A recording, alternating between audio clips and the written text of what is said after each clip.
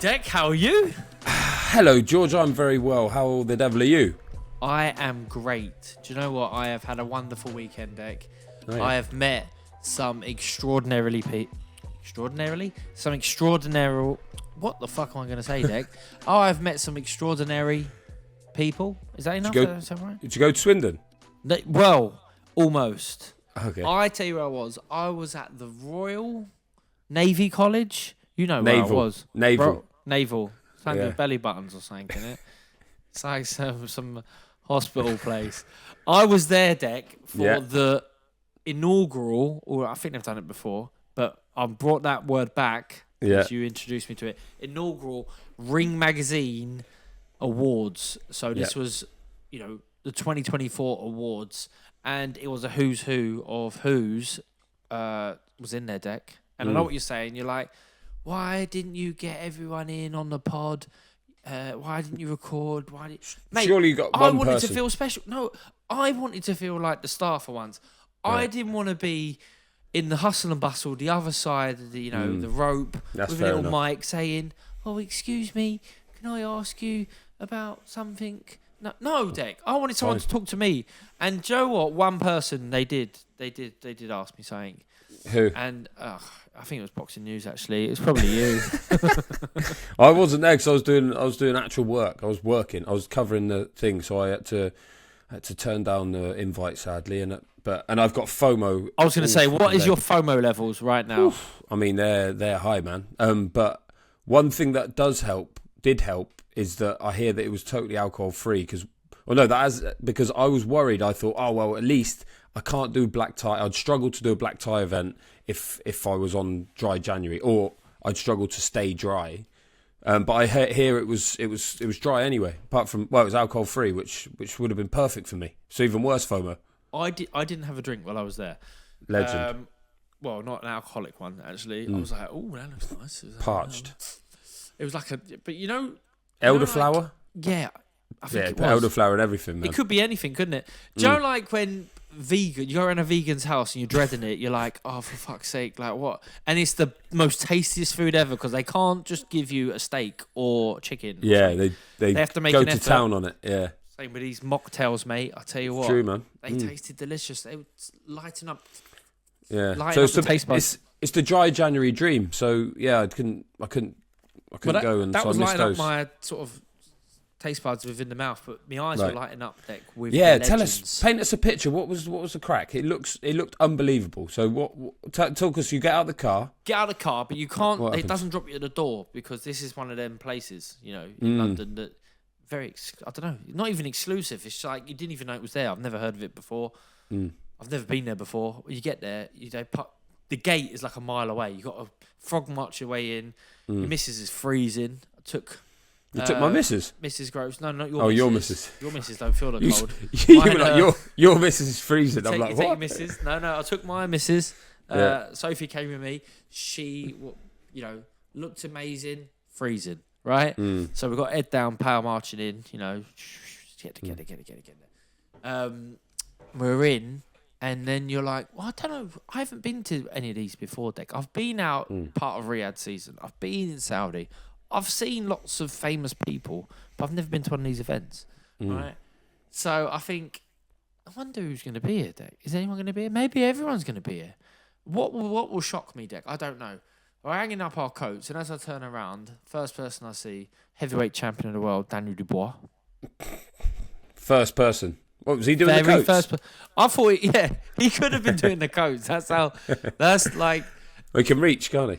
Yeah, I mean, literally anything really goes with Riyadh season now. And, people just conform. People literally conform. But Daniel Dubois, no, he wasn't doing coats. Not saying he couldn't do coats. If he did, he would do a fantastic job. But he wasn't. So I said hello to Daniel. We've got to try and get him on the pod soon. We're going to try and get him in the old... down my amateur gym soon as well. I want to bring the belt in inspire the lads to greatness, which I think that will certainly happen. Teofimo Lopez, Deck, was there, and I saw. Have you seen the Teofimo Lopez get up? I mean, it's black tie, and I bought myself a brand new tuxedo because I wanted to feel nice. I wanted one that fits nice, because your weight can fluctuate, Deck. It's not a sensitive thing, but I'm just telling you the truth, right? But I'm not taking the piss. Do you know what I mean? I've got a proper black tie suit, woman. You know what I mean? Like penguin. Penguin, exactly. Yeah. I've got the silk lapel out. I've got the black. I suppose my shirt was sort of an off-white. That was me thinking, I'm going to go in there and stand out, man. I'm saucy bugger. bugger. Special. Look at this sort of like, it looks like it's a white shirt that you've washed with colours. That was what, that's what I had. Look at Teofimo Lopez. Fucking hell. I've never been so underdressed in all my life. Jesus Christ. He had the Undertaker hat on. I'm sure he was wearing a cloak. Like, he looked like Jack. Like old pictures of Jack the Ripper? That's what I thought. So I thought that could have been the look. And not only that, at one point he got out a Ring magazine belt. Did they ever catch Jack the Ripper? How'd they get a photo of him?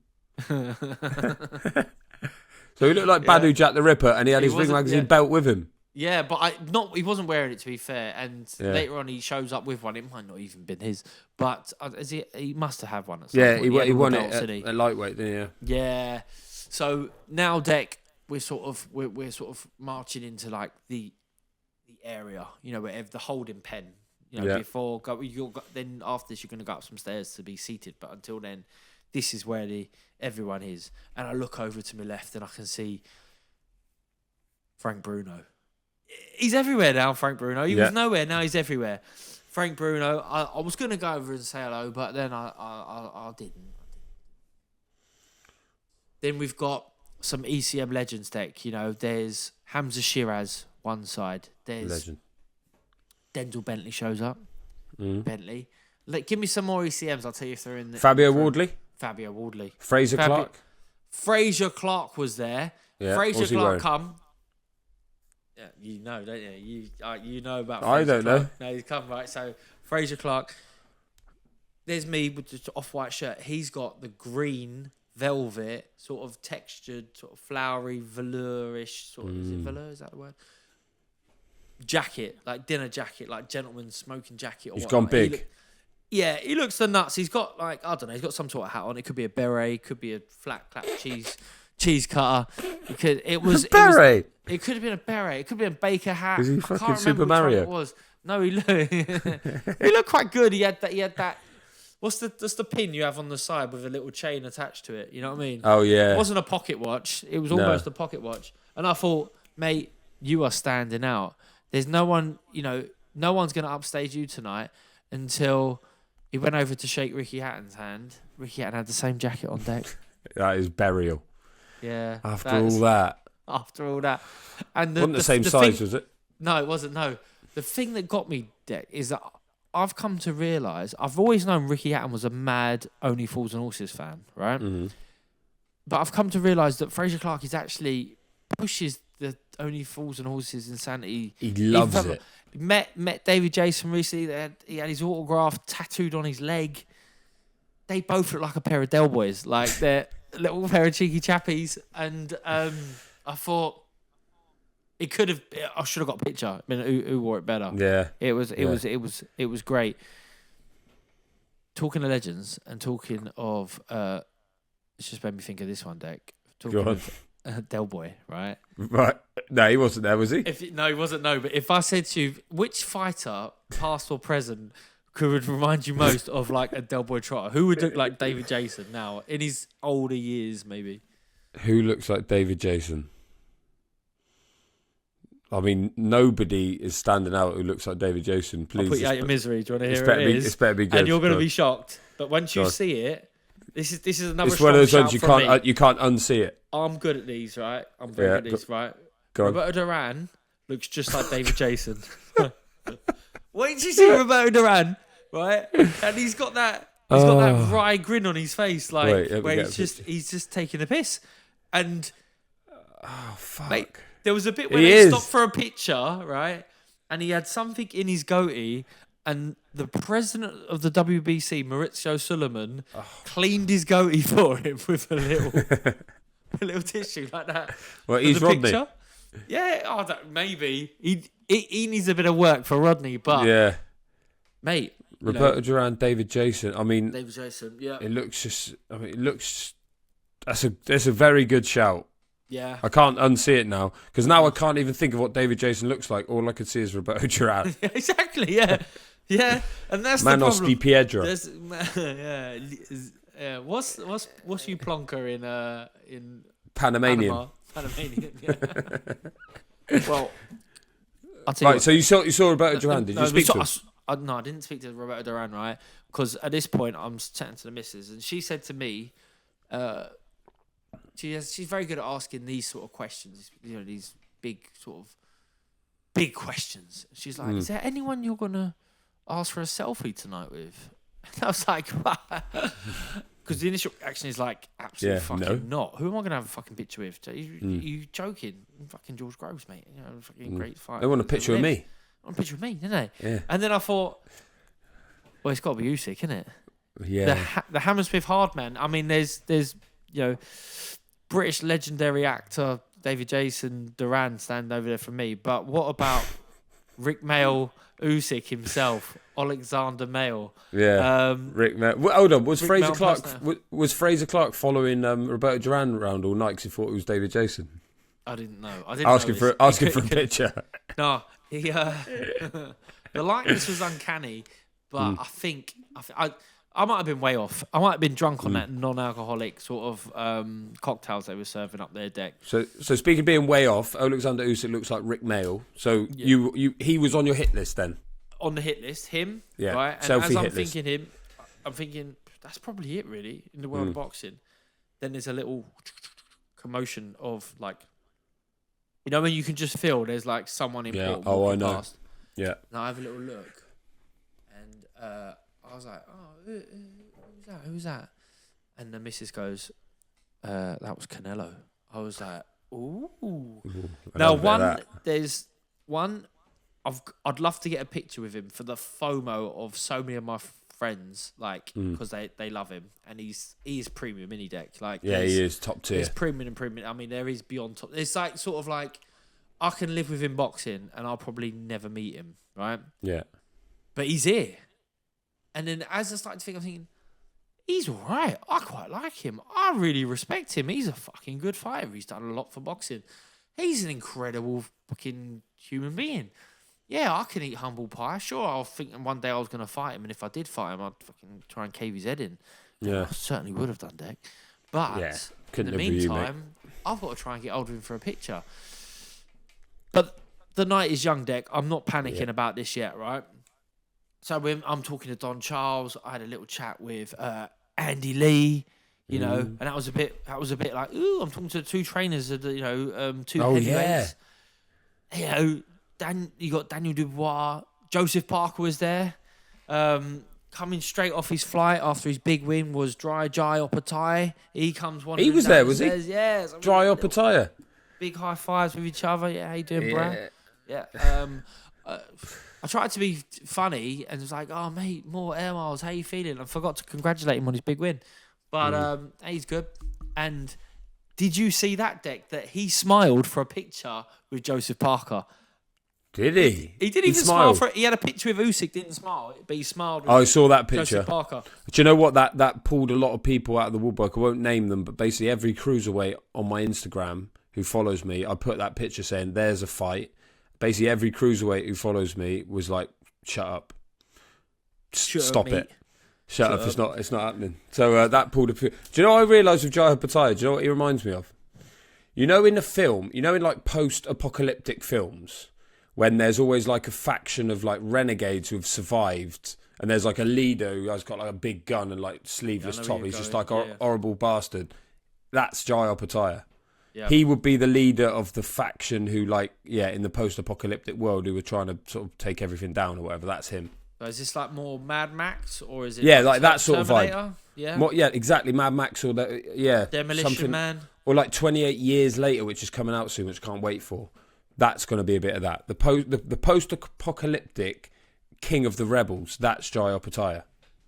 I see it more as, like when civilization's gone a bit left woke and they force like real geezers to go underground, and he's one of them ones. He's one of them. He's one of them ones. Like he just, has to piss in a fucking pot and then filter it so you can drink it later on that day. That's Mad Max. No, that's Waterworld, isn't it? Anyway. Anyway, we digress. So Jai Opataya, he was there, and he smiled with Joseph Parker, did he? Yeah, he smiled with Joseph Parker. Lovely. It's one of them days, Deck. Anything can fucking happen, right? Yeah. So we're piling on through now. We're going to get seated at our tables. We're sitting at our tables. As we're walking through, though, Deck, on our way to the tables, you're never going to guess what. I mean, it's like a moment made in magic, or whatever that saying is. Made in heaven? Usyk appears from like a side entrance. He must have sneaked off for a cheeky piss or something. I don't know. Or it wasn't a line. He looked. Didn't say. Don't maybe take that out. Right. So he comes flying out of nowhere, stoic. Right. Yeah. And then but there's a bit of a gap, so he's marching on. I'm thinking, now's my time. Yeah, that's just slot. I'm going to grab hold of him, Deck. I'm going to get hold of him right now. Boom. I'm having this. I'm having the picture. But Deck, I'm thinking big now, mate. I'm thinking, Joe, what? Fucking this happening. I'm going to be his best mate. How can I not? Do you know what I mean? Yeah. There's so many connections here. There's so many links. I don't know what they are, but I'm going to make them. We're going to hang out together. We're going to go on tour together. Hammersmith Apollo. Oh, I'm out already, am I? Imagine Usyk was your co-host. No, not the podcast. I'm thinking more in the gym. 6-rounder. Yeah, a little 6-rounder. Anyway, so I got to it, right. This is Deck. Let me give you a little words of wisdoms, right? So you don't want to be going fanboy with these sort of fellas, right? Because I don't need to do that. I'm a fucking. I won a world title once. Legend, you know what I mean? Exactly, right. I'm co-host of the biggest podcast in Hammersmith, right? And so exactly. So I go. Well, I'm going to go with not that sort. Oh, we got a mutual friend, because more than that, we got common ground. You know what I mean? So I said Alexander. Panicked over the name, straight away. I was like, if I spell it right. Imagine, called him John or something. Yeah. Usyk. You've been fucked. Usyk. Right, so I said, Usyk. No, I said, Alexander. I said, could I please introduce myself? My name is George. I said, I was super middleweight world champion. I went in the World Super Series the same time as you. Obviously, it's super middleweight. I said, I got to the final and got beat, but you won it. It's great to see you. And he just went, yes. And I was like, he didn't fucking listen to a fucking word of that. He didn't get it. He's missed every word. Fuck. And then I got to be honest, Deck. I don't usually flap. I did flap a little bit because there was power. There was power walking. The missus, she's in here. She's like now 30 paces behind us. Time is ticking. I don't know what's going to happen next week. Bound to get interrupted. So I'm thinking, right, are we going to be best mates forever, or do I just? You've got to go again. Yeah. So I just went, all right then, mate. I said, can I get a selfie then? And he went, ooh. So I got the selfie, a big smile. I was well happy with that. And it came out clear. He didn't smile, but it was good enough. Do you know what I mean? At the time, I was buzzing. I was like, job done. I'll go back, show the missus. Say, he's probably not smiling. Boom. He's probably heard your comparisons with Rick Mail. He loves Rick Mail. Does he? He can't get enough of it. Oh, okay, that's fair enough. So that's one ticked off, Deck, isn't it? Yeah, that's one of two, yeah. List. So, I mean, there's Roberto Duran there. There's Teofimo Lopez. There's Devin Haney. There's Ryan Garcia. There's... Who else is there? I mean, there's Oscar De La Hoya. Gold suit. The golden boy. Did he have a gold suit on, yeah? Yeah, he had a gold didn't tux. quite. I saw him from across the way. I can't remember what he was wearing. It's a lot of big names, a lot of legends. Evander Holyfield. I've already got a picture of Evander Holyfield, actually, so I wasn't too fussed with that. So it's one down. Just Canelo left, yeah? We sat at a table. There's two spaces there. I thought it was for Chantel Cameron, actually. Someone told me Chantel was on our table. But that was interesting. I ain't seen her in a while. Guess who sits down, Deck? Instead of Chantel... Quite similar in many ways. They fight the same. Oh, it wasn't the Cobra, was it? It was Cole Frotch. Fuck off. Frotch, yeah. Take one to land one, Frotch, yeah. He sat down. I was like, "Hello, Cole." He's like, "All right, mate." Yeah, so of all the parties in all the world, You and the Cobra just next Me to and each the other. Cobra. And I think, to be honest, I think he just saw those 2 empty seats, man. I'll have that next Yeah. Grovesy boy. He didn't have the hip flask, did he? No, not this time. Not that I saw. Yeah. Can you imagine? Yeah. He goes, yeah, he did. There was no Gervais moments, so he was all right. I mean, he was on the hunt. He was doing a better job than I was in terms of building his podcast. He was trying to get. I bet he was all up. over that. Yeah. Can I ask how many tables were there? Because I was table 25, and I reckon there were 25 tables. I reckon I was on the bottom end of the. I was the table scale. 15, but I felt quite close to the front.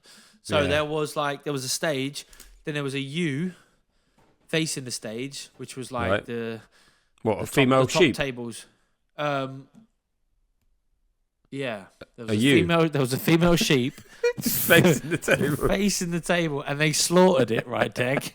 And then we ate it, and it was fucking the best. Beautiful. Actually, what was the food before you do the formation? What was the food? What were we talking? Right. So we sat down. I'll go chronologically. We sat down. There was a starter waiting for us.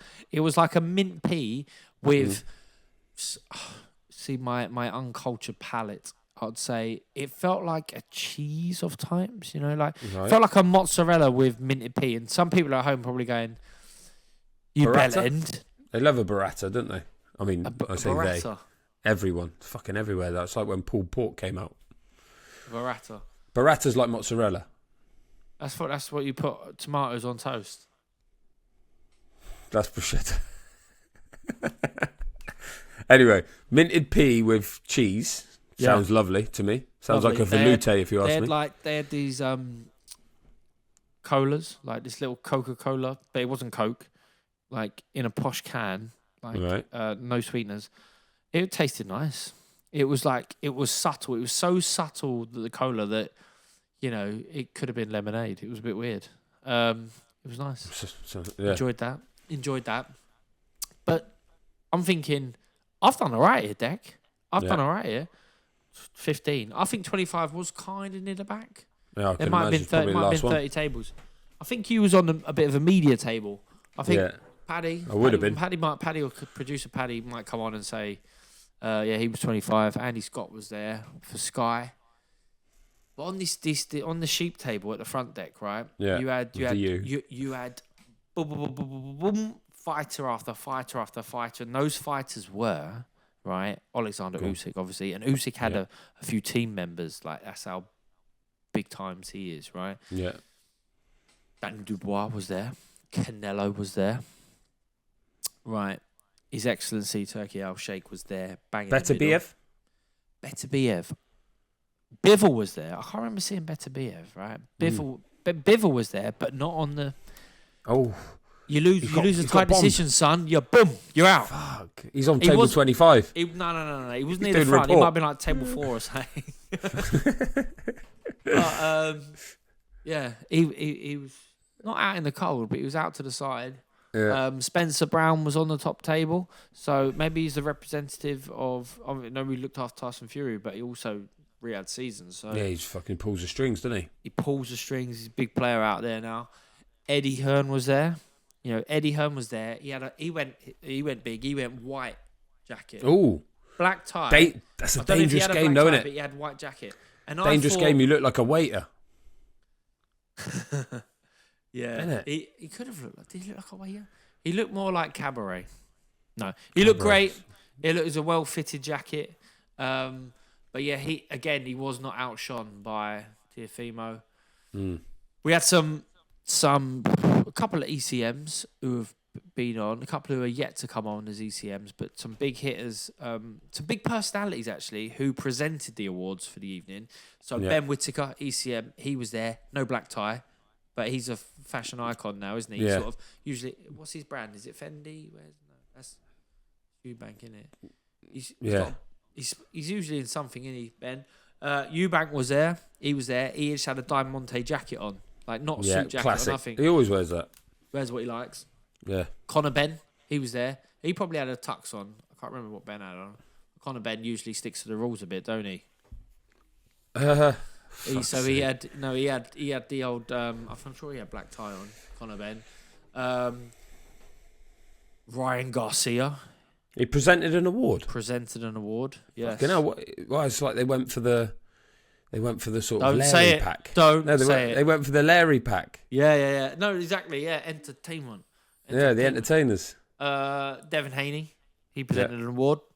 So I think I can genuinely say, without hopefully causing offence, that His Excellency Turki Al-Sheikh would have been quite happy to have spent all this money and put on this lovely night for there to have been a punch up at some point. You know, that would not have ruined his night.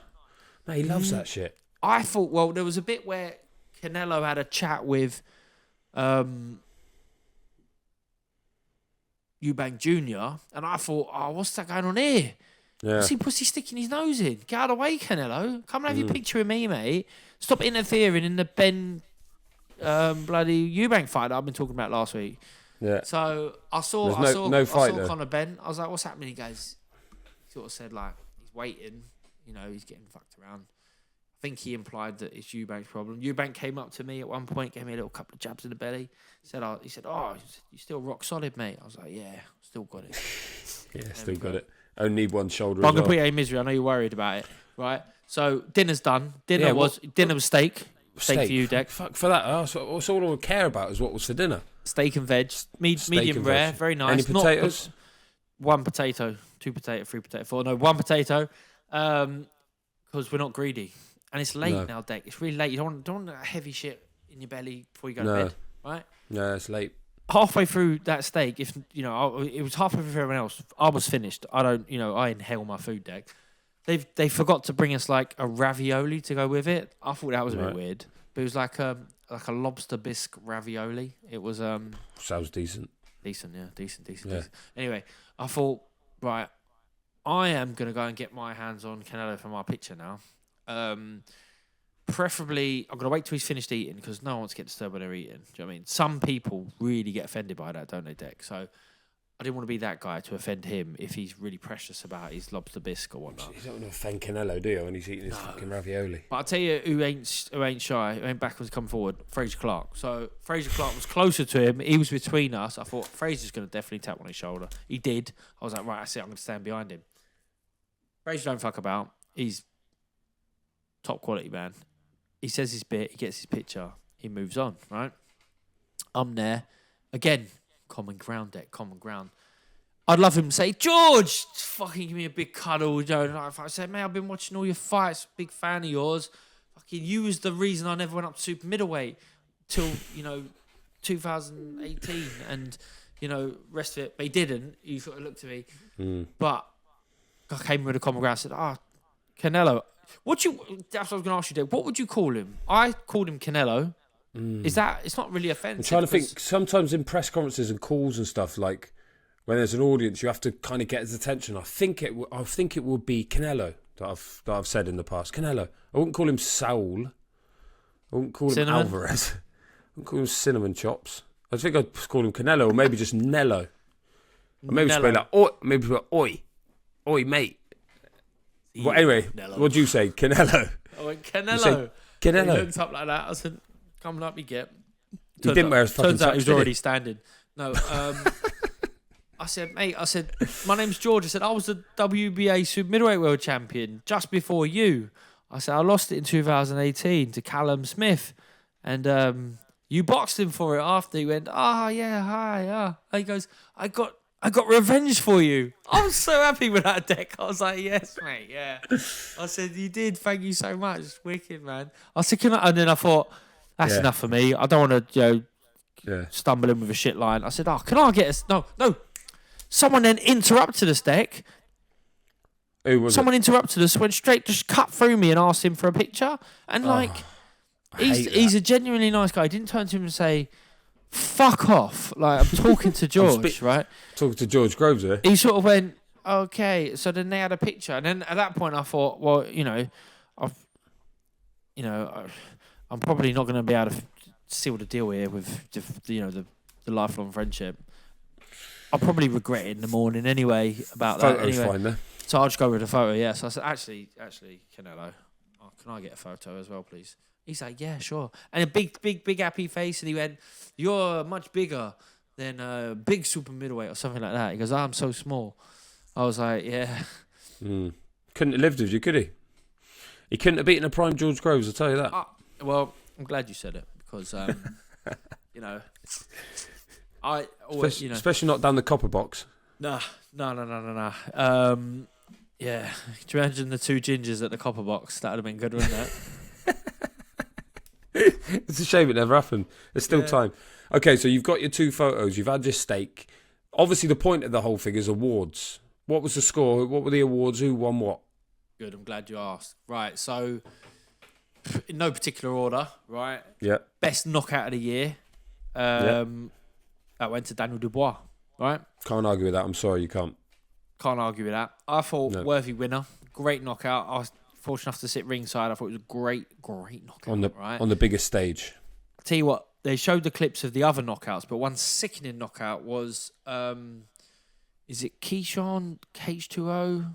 Is that his name? It's H2O. H2O. That's his name. Yeah. He gets H2O.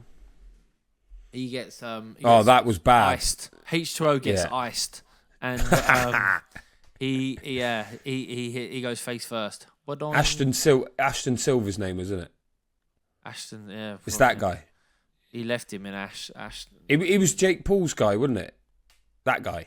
Was he? Yeah. Yeah. He was on. Yeah, he was on one of the. Anyway, won't delve into it. I think.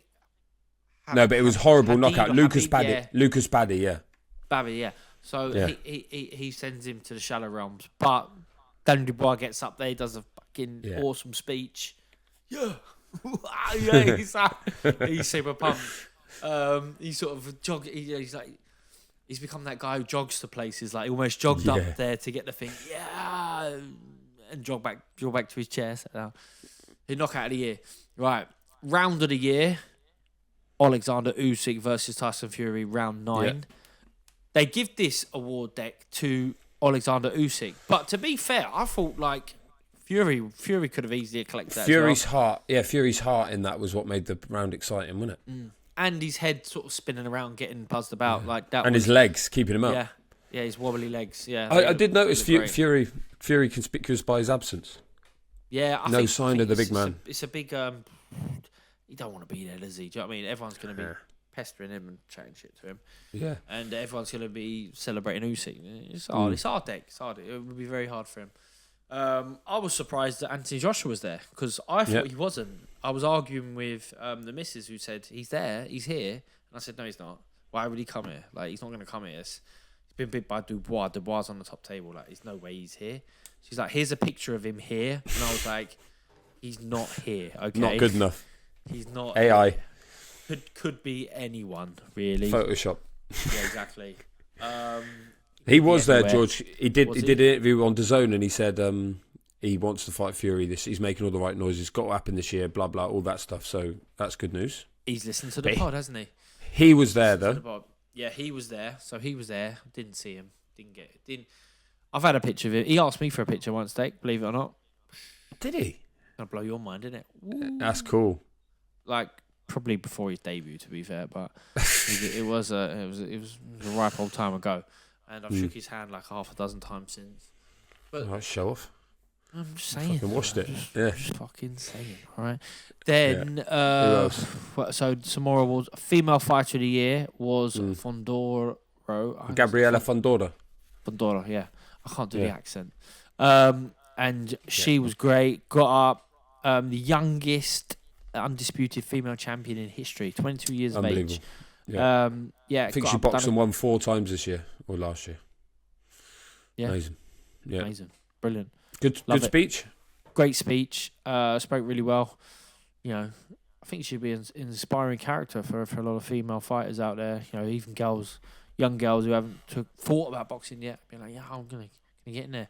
And then when they show her, like, she was quite sweet, standing up there talking, doing her acceptance speech, and then they show clips of her boxing. You're like, oh my god, the contrast. You know, you don't see the contrast when you see Daniel Dubois, but you see the contrast with her. To be fair, she's a force. Right. She's her brother is Sebastian Fondor, isn't it? The what is he? W something or other, £154 champion at the moment. He beat Tim Tszyu for it. WBO, is it? Yeah, beat. He's Tim fighting Tszyu. Errol Spence. He's boxing Errol Spence in this year. So we hear. Sebastian Fundora. Anyway, runs in the family. Gabriella is also the bee's knees. Bee's knees. So who else? I can tell. Comeback of the year, Deck. You like this one, right? Go on. It was Billy Dibb, right? Oh, yes. Obviously came back from beating cancer, so that was his big, big win. Yeah. So everything's going to be sort of nowhere near as significant as that. But beat cancer and then comes back. He fights in a WBC ranking fight. I've got to be honest. I missed the start of it, but he does a lot of stuff with the WBC. He does a lot of stuff with the WBC. He now works with the WBC as part of their program. Helping in their charity program, helping kids all around the world, developing boxing courses, I think it is, and other stuff. And also, Deck, man after your own heart, he writes kids' books. Billy Dibb writes kids' books? Billy Dibb writes children's books. Yep. That's brilliant. Have you ever written a children's book? No, but I've always wondered if I could. Surely anyone can. Yeah, I've got to be honest. If you have a basic grasp of like English, The Squirrels Who Squabbled. Have you seen it? Have you read it? Is that yours? It's my favorite. No, I've never written it, but it's my favorite book. Like I haven't. someone said That's to me, not in the rotation. Yeah, like tell me, Where the Wild Things Are is my favourite one. You ever read that? Where the Wild Things Are. Yeah, the kid who goes on the boat. He's from Swindon, isn't he? He 100%. He's from Swindon. He's got right Swindon vibes. He don't eat his dinner, and his mum sends him to bed. Yeah, that guy. And then he hangs out of a couple of weirdos. I tell you what, that would have won comeback of the year on another year. That him going to the Wild Things and then coming back on the boat, and then none of it ever happened. Spoiler alert, but it was all a dream. Anyway, so Billy Dibb writes kids' books. He beat cancer. He beat his opponent. He comeback of the year. Lovely. What else was on the list? I saw prospect of the year. There's only one winner, surely. Yeah, it was ECM Moses Ituma Etauma. With his new hair. New hair, new hair, don't care. Yeah. Didn't recognise him at all. Like, no one did. He got up on stage and they told him to get off. They went, get down. Went for Moses. He said, I am Moses. He shaved his hair. Ever since you said it looked puffy and soft. As soon as he heard that podcast, he was like, off, I'm hard again. Right, okay. Moses, if you listened to the pod and took my advice, right, then he I hope you wasn't offended. But please, if anyone would dispute how fucking hard he looks now, or at least how harder he looks, I mean, and that's not even the finished article. What if he gets it even tighter, like a Mike Tyson? I want to see him with the Mike Tyson haircut with a little swirl. Oh, little line. And a gold tooth. I saw on his Instagram he said that he copied Francis Warren's trim because Francis Warren's got rid of it, innit? And he looks hard as well. So I saw he said that he's just copied Francis Warren's trim, so they're both walking around fucking shaving each other's heads. I was going to say they shave each other's heads. Pair of savages. Okay, the big one then. I think that's most of the awards. Fighter of the year, Fighter of the year only one winner. Was yep. For a third or fourth time of making it to the stage, it was Alexander Usyk who wins Fighter of the year, and this time he actually gets up and does a speech. Because the ones before then, he sort of just gets up and goes, "Thank you" or "Fuck you" or something, and he does little arms, And yeah, great. I mean, no one argued, no one disputed it. I think. No, he can't. He won, and then after that, they gave a lifetime achievement award to Don King. Don King sadly wasn't there. We couldn't get him on the pod deck, but he sent sort of an acceptance speech through. And he's old school, isn't he, Deck? He's like Don King. They're showing pictures of him and Ali and. Yeah, well, he was rumbling in the jungle, wasn't it? Yeah, and that was rumbling on. So, as that sort of rumbling on after Don King's sort of acceptance thing, then that must have been late by then. Well, it was late, but Deck. Yeah. Do you know what I mean? The kids have got sitters. Do you know what I mean? We're a big night out, man. Do you know what I mean? Big night out. I'll tell you who was there, Deck. Ben Shalom was there. Obviously, all the promoters there. Frank Warren sitting next to His Excellency Turki Al-Sheikh. I've mentioned Eddie Hearn was there. He had his white jacket on. Dapper. Ben Shalom, he had a show, Deck, up in Liverpool, but he had Barnsley. to be there. No, Sheffield. Yes, I'm going to say. Up in Barnsley, Sheffield. Sheffield it was. Sheffield with his Barnsley prospect. But obviously he has to be in London to represent for this award. Didn't want to miss this awards. So that was interesting. I thought. Obviously he's there. Callum Simpson, just as a side, Andy Purwell from Boxing News asked Callum Simpson, did it rank or was he annoyed at all that his promoter didn't turn up and bombed it for the awards? And he said no, he's there on business. He's good business for Sky, is good business for Callum Simpson. So he was okay with it. But it was a bit strange that. Don't start talking about Callum Simpson. We're going to get to Callum Simpson. We'll get to that. That's the only bit I was fucking involved in. Yeah. Oh, anyway. All right, there we go. Carry on. So who tapped you on the shoulder? A little tap on the shoulder. I think it was Paddy. Paddy Hobbs, who takes care of a lot of the old media stuff for the Saudi Riyadh season, said, George, we want you. His Excellency would like you in a picture. The picture. Yes. Yeah. The picture. I mean, you think I'm getting the recognition, right? Yeah. I'm going to be in between Canelo, Usyk, GGBC hoodie on. We're all going to be holding hands. Like I can't fucking. It's going to be like Band-Aid or something. I don't know. But then I sort of like make my way over there and I realise, it's. I mean, sure, it's elitist to get through the door in the first place, but this photo op is not elitist, and I ain't been tapped early enough. So I'm right at the back deck. I am at the back, right? I've got Fraser Clark in front of me, giant Fraser Clark with his. You're in the middle though.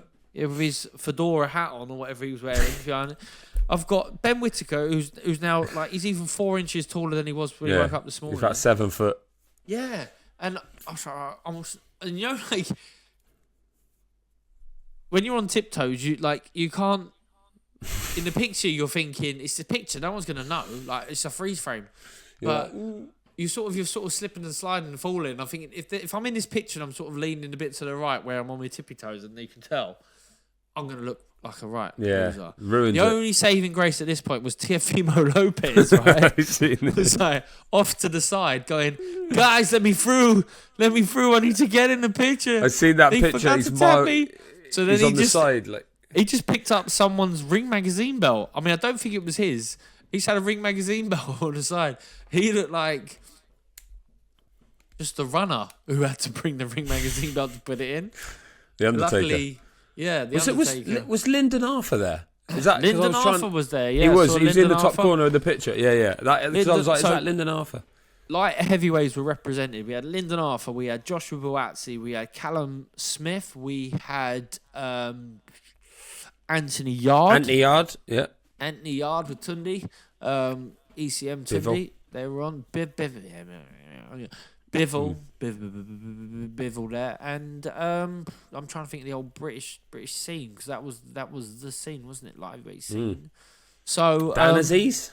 Dan Aziz in Africa, I think, at the moment. He's on holiday. Oh, right. Cool. No, he weren't there. I didn't see him. He might have been there. If he was, Dan, sorry, I missed you. But yeah. Big up Dan Aziz. It got to that bit deck where, I don't know if you've ever had this at a party, right? Where you're like, it feels like a lot of people are leaving, or a lot of people are going to places where I don't know where they're going. It might be cool. Maybe I want to be part of it. Maybe they're going home. But deck, there'd been no pudding yet, mate. We'd had steak, but there was no pudding. I was like, I don't want to just outstay my welcome, but fuck me, I don't want to leave. And then they say, "Oh, did you have that chocolate trifle?" Yeah, a roulade. What's that? What's a roulade? The first dessert that came to my head. I love that. What is a roulade? A roulade is like a rolled up. Rolled up like a Swiss roll, but sexier. Sexy Swiss roll. Arctic roll. Yeah, imagine that. Everyone's tweeting about how good the dessert is, and you're in the fucking Uber home. You'd be raging. So no dessert, as far as you know. As far as I know, no dessert. I sort of like, sounds like you. You go to that point, and you go like, is this kind of it now? Like, are we done? Are we going? What is it? And then the main people are gone. So you're like, well, maybe it is time to leave. And then, I don't want to get stuck in the middle of nowhere when all the Ubers are out. I don't want to be line biking. I would literally, as I pulled up, there was a frozen line bike outside, and I was like, yes, Deck is coming. There's only one bloke who comes here, black tie. In a tuxedo. But alas, you wasn't. And obviously, it might probably Tiafimo or someone. Oh my God, Tiafimo Lopez, Tiafimo line bike. So I think there was loads of legends there, Deck, who I didn't even get to see. You know, there were faces, characters. Joshua was there, I didn't see him. I think Derek Chisora was there, didn't see him. Yeah, so, I mean, a lot. Everyone was there. Right, George, while you were in the Royal Naval College, sort of breaking bread with the stars, Callum Simpson and Steve Woodall were headlining in Sheffield, live on Sky, as we said, on a boxer show. Before we get onto the main event, on the undercard, Caroline Dubois was boxing for the first time since she was elevated to full WBC champion against Jessica Kamara. And George, I don't know if you believe this, Caroline Dubois no longer has a perfect record. Her record stands at 10-0-1 because this one finished in a technical draw because Caroline Dubois had already dropped Kamara in the first, looked absolutely supersonic, flying. Yeah. And then clash ahead, second round, gets called off. And because it's that early, it has to be a technical draw. It can't go to the cards. She was already badly marked up from the sort of the punches. But yeah, Caroline Dubois retains her title, obviously, by virtue of a draw. But she's, didn't win. Didn't get the win that she richly deserved and was definitely on the way to. That is a sickener, isn't it? Yeah, I mean, especially because she's been elevated to world champion. There is that, yeah, she still hasn't won it. There's that thing where you haven't won a world title fight and now you're world champion. And obviously it's not her fault. It's not her fault at all. So she would have been desperate, I'm sure, to have got that win, to have said, "Oh, well, I've won a world title fight. That's why I'm world champion."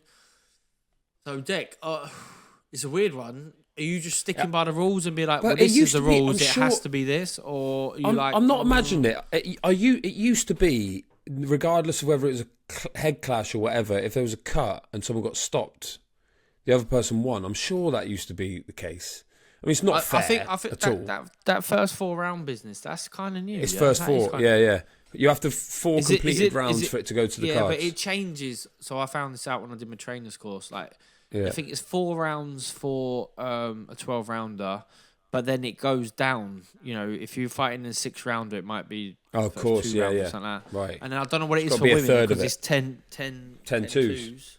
It's 4 completed rounds for women. That's what it would have been. But I mean, she moves on. She now defends her belt. She wants to be on the undercard of that International Women's Day show at the Royal Albert Hall, headlined by Lauren Price against Tasha Jonas, and she called out Terry Harper. So, you know, Caroline Dubois will march on. This will not be a problem in any way in her career, but it's just it's probably an annoying one. That's a great fight, though, her and Terry Harper, isn't it? Yeah, I don't think Terry Harper can... I mean, people have written off Terry Harper in the past, but Caroline Dubois just looks... It was her 24th birthday as well, Saturday night. She turned 24 on Saturday. She did that. I don't see who beats her. Maybe ever. She's that good. Unless she goes mad on the weights and goes up and gets beaten by someone who's too big for her. She's so good and she's 24. Anyway, she moves on. So does Callum Simpson, George. But this was another controversial one. Have you seen it at all? Did you see the stoppage? I haven't seen it yet because I knew you had, and I can't wait to hear you're out on the piss on the elderflower. So Callum Simpson wins in the second round. He drops Steve Woodall. Beautiful combination. It's like a double left hook, right uppercut. Puts him over. Pretty heavy. Woodall takes his count and takes his time getting up. He's thinking, I'm in trouble here. Gets up. He seems to be not weathering the storm. He's under pressure again, but he's not getting pummeled. And then the ref just steps in and waves it off without a big punch. It not dissimilar to Howard Foster, I must say. And people are straight away it's too early. Now, interested to hear your take on it because obviously this happened to you. But the early stoppage, Callum Simpson was going to win. And Callum Simpson afterwards said, people see what I do. I would have got him eventually. I would have got him probably the next punch. And, you want to be 1 punch early, not 1 punch late. But it's just a weird... Saying. Yeah, do you? I bet you do. I bet you of all people hate that. 1 punch too early, 1 punch late. It's means nothing, does it? Yeah, sure. That's if you ever get hit with that punch. If that punch I ever didn't think lands, you'd have much sympathy. like, you Yeah, but can't just to predict play the future. devil's advocate on it, Steve Woodall didn't get cleaned out, didn't get iced. I'm not saying he would have done, but I'm just saying he was in trouble. Maybe he would have done. Maybe his career changes if that happens and he gets chinned, and that didn't happen. It must be frustrating for him, but maybe there's a world where that might actually help him. That he didn't get that moment where he's on the floor like totally gone. Yeah, if that was going to happen, then sure, that would definitely help him. Yeah, I haven't seen the fight day. helps him rebuild. And but it's early, just from what you've explained to me, and I might, if you watch it, you might be like, okay, but that's obvious it was going to happen. But if it wasn't obvious it was going to happen, and it's the second round, and he does weather the storm, get his legs under him, and then third and fourth, fifth round, he comes back. We've seen that time and time again. Yeah. If you watch Joshua Ruiz, won. Do you know what I mean? Ruiz looks dead and buried, and then all of a sudden his life is changed. Do you know what I mean? Because boom, boom, boom. So It's very true. I don't like that punch too early rather than better than a punch too late, because time and time again throughout history, people will prove against you, and so. But it's one of them where if it had been Callum Simpson on the other end of it, he would never have been stopped at that point. But anyway, I don't really want to dwell on it. That was just the story of the fight, if you ask me. Should say about Callum Simpson, right? As we know, most people know, is that a couple of weeks after he beat Zach Chelli, his young sister, who was 19 at the time, was tragically involved in a quad bike accident on holiday and died. And apparently Callum Simpson said that Boxer had offered him easier fights. He even said a lot of people would have had a year out, but he said he used boxing as a focus. He obviously, holding back tears, dedicated the win to his late sister. I mean, just the mental strength to do that. The whole family rocked by this news, including him. It's just absolutely, you can barely imagine what the family are going through. But he still turned up and he did the job. He said they built that momentum at Oakwell against Zach Chelli. Didn't want to let it fall away. He wanted to go and sort of fight in her honour. So you got to salute that, ain't you? Yeah, it was. I mean, I remember when that came out. It was horrendous news, like horrendous, fucking unbelievable, and to the point where when I first read it, I didn't believe it or I didn't understand it. I was like, because if someone dies, you don't think that it's going to be something so sudden and tragic, and I didn't know if it was now or has this happened years and years ago, and it's only coming out today because he just had a big win, and you're talking about it's like, oh my god. No, it was literally like that. Yeah, in a couple of weeks after the Chelli fight, fucking mad. But credit, now credit to him and hopefully. I mean, what'd you say? I don't know what'd you say exactly. It's just you could barely imagine it. But he boxed on, he did the job. The whole family were in the ring afterwards. Just emotional moment. And all of a sudden, like Callum, I mean, we know Callum Simpson, he's very highly ranked now. That was his first offence. And he was talking, again, interview with Boxing News afterwards, and he suggested, get this one, George, Liam Cameron, South Yorkshire derby, Liam Cameron of Sheffield against him of Barnsley. Liam Cameron campaigning at light heavyweight at the moment, obviously. Yep. Simpson is the British Commonwealth super middleweight champion like you were. So I don't know what weight he's suggesting. Maybe saying Liam Cameron can come down and get the shot. That's a big drop, though, isn't it? From 175 to 168. It's half a stone. Yeah, but or they do a catch weight. Cameron's box obviously a lot lighter, and then had so much time out, which he told us about, and ballooned up. And then maybe he could get £7 taking weight off, and maybe he just took his opportunities a lot heavyweight, but actually can make super middleweight. I mean, I love that fight. That'd be a great fight. Yeah, exactly. Wouldn't It's it? a great fight. Yeah. If he doesn't get the Ben Whittaker one. I saw online, about the Ben Whittaker one, and they're slinging blame at each other. I think the latest one I heard was from Queensbury saying that they just did not get a counter offer from Ben Shalom, and it just sort of seemed, for someone like me who doesn't really particularly like the reading, I read this whole statement. I was like, well, to be fair, Whittaker's a huge star for Sky. They don't want him boxing on the show. Even if they've offered a better deal, they'll just go elsewhere. They don't need that Cameron fight. It's not they're swerving Cameron. It's just they don't want their fighter to fight on another channel. So, I think that's a great opportunity for Liam Cameron, who deserves it. He's boxing. He's been Great character. He's been hard done by, really, when you think about it, for boxing. And yeah, I think it's a tall order, though, isn't it? So I was talking to a few people about Callum Simpson and how good he is at the moment and how far he will go. And it's a hard one to know, really, because I think, I don't know, maybe I'm missing something that will give us the clear answer, because so far he seems to be getting better and better. Exactly that. He's getting better and better. So how far will he go? I don't know. Do you know what I mean? He's big.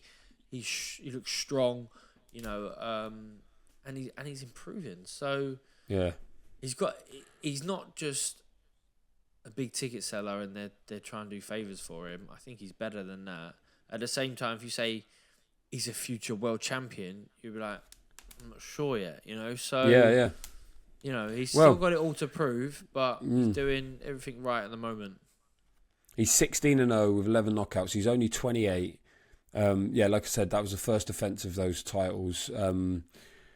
You got to think as well, he's getting better, like you said, getting better with every fight. He punches really hard. Also, he doesn't seem in any rush to be jumping. He's not calling out world champions, not calling this and that out. He's going, no, I'll have these fights. And they're building something in Barnsley. I think he's good. Great news for us. He's a potential star, a good talker. I think the Liam Cameron fight makes a lot of sense. If they could do it outside of Oakwell, because you know they did Oakwell for the Zach Chelly fight, which is a big win, but it was like limited. They only did one stand, if you remember, or 1.5 stands, with not many tickets, but they sold it out. So they're talking about doing the full-blown Oakwell, and he said he's already spoken to the CEO of Barnsley FC, I think it was the CEO, and they're up for doing the full shebang. And a South Yorkshire derby with Liam Cameron might be the fight big enough for that. So if you can't get the Ben Whittaker fight, I think that makes a lot of sense for Cameron, if he fancies a bit of super middleweight action. But yeah, good times for him. Sky needs all the headliners they can get as well. And in Callum Simpson and Caroline Dubois, they seem to have found 2 of them on the same card in that. So yeah, that was the actual boxing that happened, George. And then this week is a quiet week in the ring, but on Monday, there's a big presser in there. So you might be listening to this already. It might have already happened. But Monday press conference is for that February 22nd card, George. Yeah. So this is probably going to go out tomorrow. We're recording it Sunday. So tomorrow night, Monday night, tonight, if you're listening to it Monday, the big presser is for the next Riyadh season. So it's the Baturviev Bivol rematch. Yep. Which is happening. And of course, it is Daniel Dubois and Joseph Parker. Yes. Who's the main event, or are they just both main events? No, it's the main event is the light heavyweights, the undisputed fight. Right. Definitely. So, but can I just, something funny that came up? I say funny, not that funny, but it was on Instagram. Turkey Al Sheikh and Anthony Joshua got together. Yep. And they've had a prediction off of all the fights on that card. So they're going head to head, Turkey and AJ. Shall I run you through what we're talking? Well then, yeah. Okay, main event. Turkey says Artur Beterbiev. Joshua says Bivol. Yep, Bivol. Turkey says Daniel Dubois. Joshua says Parker. Joshua's beaten Parker, of course. Lost to Dubois.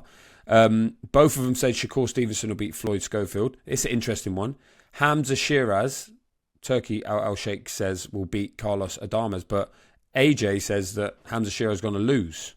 They're also disagreeing on Virgil Ortiz against Israel Madrimov. Turkey thinks Virgil will win, and AJ thinks Madrimov wins.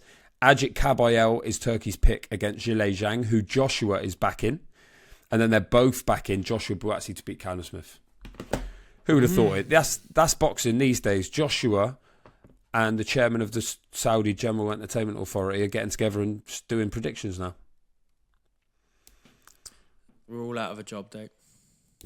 We're all fucked. We just wait for AI. We're all fucked. AI fighters with the AI judges. Yeah. Fucking reviewed by the AI podcasters. Yeah. Bastards taking our jobs. Right, Dick.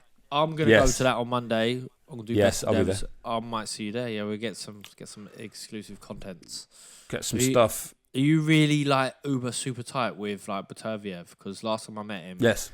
he didn't go down great. Right? Can you? Yeah, no, we're mates. Don't worry about that. Yeah. I've got some Russian in the back pocket nowadays as well. So if we see him, you collar him, like get him in a headlock, and I'll just get the microphone and ask him how his day is. Yeah, all right, then let's do that. That's the plan of action. Okay. Cool. Make sure, remember though, that presser, George, it's black tie again. The presser's black tie. So make sure you wear the penguin again. Otherwise I won't let you in. So black tie, right? If I make sure I wear black tie, then I want to make sure that listeners please do like, share, and subscribe to this channel, right? If you've enjoyed this and you've watched it on YouTube, then subscribe to it. If you're listening to it for your ears, you're enjoying that too. So I think you can subscribe to that, hit the notification button, share it. Thank you again to our sponsors, Coin Poker, keeping us in business. Big up Coin Poker. Big up the Coin Pokers. And keep an ear out for Wednesday's ep. I don't know who it's going to be. Hopefully someone good. Could be anyone. It might not. The audio will be good, but it might sound like Bibble's in a headlock. And if he is, that's the best we can do. It's worth it. All right, George. I'll see you there in your black tie. Take care. See you, Deckers. Bye.